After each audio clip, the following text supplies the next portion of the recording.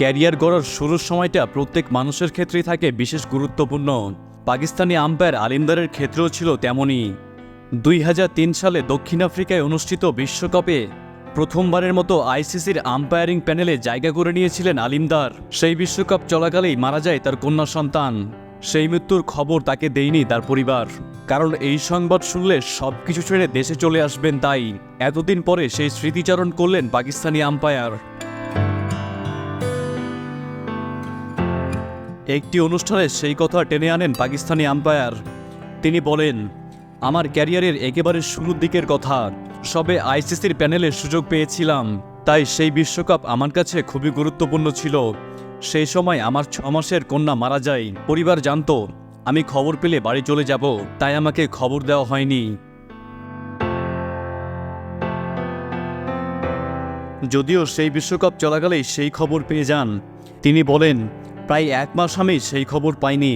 জোহানেসবার্গে একটি ম্যাচের আগে পাকিস্তানের এক ব্যক্তি আমার কাছে এসে শোক প্রকাশ করে। তখন আমি বিষয়টি জানতে পারি। খুব বড় ধাক্কা খেয়েছিলাম। সঙ্গে সঙ্গে আইসিসিকে বলে দেশে ফিরে গিয়েছিলাম।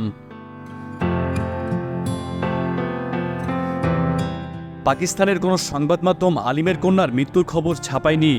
তার বাবার অনুরোধেই তা করা হয়েছিল। সেই বিষয়ে আলিম বলেন, আমি দেশে ফিরে জানতে পারি যে আমার বাবা সংবাদ মাধ্যমের কাছে অনুরোধ করেছিলেন কোনো খবর না ছাপাতে।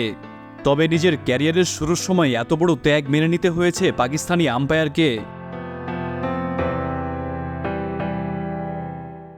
এত বড় শোকের পরেও আম্পায়ার হিসেবে নিজের ক্যারিয়ার দীর্ঘ করেছেন আলিম।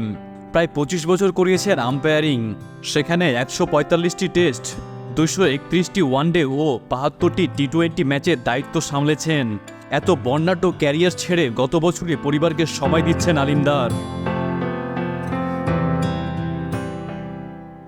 Shahriar Hossain, daily cricket.